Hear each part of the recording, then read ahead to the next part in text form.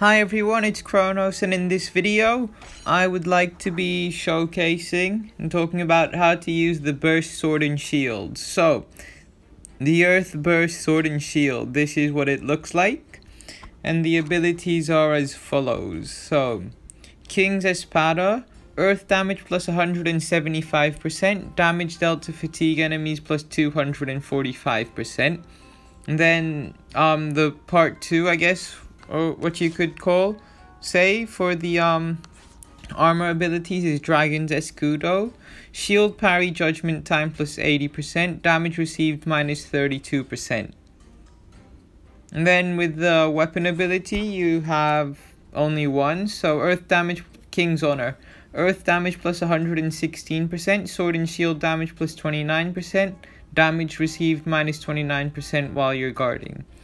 So I've seen many people struggle with parrying, so that's what you would call the special effect, I guess. So with the abilities, you can roll both King's Espada and Dragon's Escudo. So if you go ability change, possible abilities, once it loads.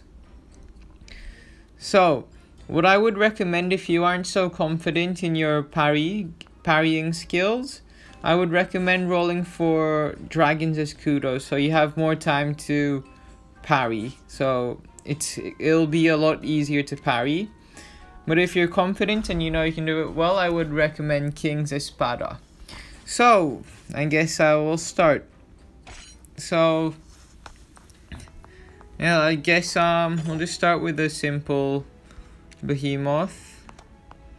What will be a good one that I know I can parry? I'll go Rhino. So parrying is like with the heat sword and shield, you can counter.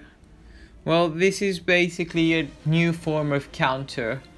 So it's basically the same thing as crit guarding. So and the attack style is also changed completely. So as you see, it's a lot slower. So there you go, I'll just take some damage. So as you see, it's a lot slower. And then you also have this roll attack, and this is a shield bash. So if you shield, okay, so here, parry, and then you tap. So to parry properly, you have to be close enough to the behemoth, and then you tap after. So okay, I was not expecting that. Actually, I'll just do this real quick. So I also want to show off something. So to parry, you have to basically first get it to hit. But you also have to be close enough. So if you just counter, then that happens. So you don't actually parry. So the timing can be quite long. So this one.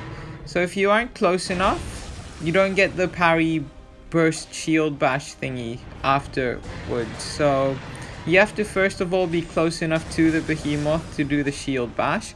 And that's how you activate the burst gauge. And when you have the burst gauge activated, I'm just going to take damage so that I can show. So when you have the burst gauge activated, you deal more elemental damage.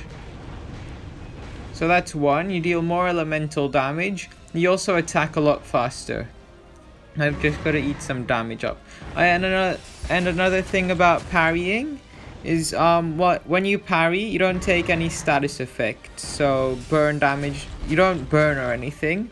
Okay, now then, this is what I wanted to show off. So if you parry, you won't die. So it doesn't need to be the parry counter thing. It just has to be the crit guard thing. So as long as you crit guard, you won't die. So that's a really cool thing about the burst sword and shield, which I really wish the heat sword and shield had. This I don't know the timing of, so I'm just gonna roll away. Okay, so there I failed, so I died, and that's why I had Angel's Embrace.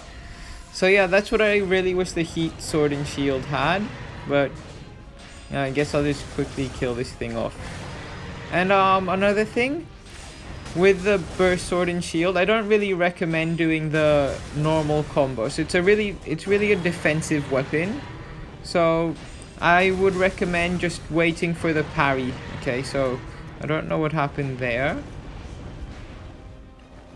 But I recommend just waiting, so you don't, instead of so I don't take any status effects. So instead of trying to attack the behemoth like that, you won't deal too much damage. Yeah, if you attack while it's fatigued, you can also increase the fatigue gauge a bit, but that's not much. But I won't recommend doing the normal combos because it's slow, so you won't get to parry all the time. And another really cool thing about parrying is these AoE attacks, I guess you could call. If you parry, then you also reduce damage for everyone in your team. So instead of attacking, what I recommend is just waiting for parrying, and then doing the combo after. So that's how I recommend using it. So yeah, I guess we'll go. I'll show off the damage. So I'll go solo the Thunder Dragon Expedition, El Gardo Expedition. So I'll be right back once I find it. Okay, so I finally found El Gardo. So another few things I forgot to mention. So if you parry, you take 80% less damage, roughly around. But anyway, so like I said, you just want to wait. So as you see, the amount of damage I do, like that's with cloak, I know, with one parry, but yeah, there you can see how strong it is. So like I said, you don't want to be attacking it, you just want to be waiting for the parry. So it's quite a defensive gameplay, I guess. And the Maggie, it also charges insanely fast, is another thing I would want to say. And there you go. So this was the Burst Sword and Shield. I hope you guys all enjoyed. Bye.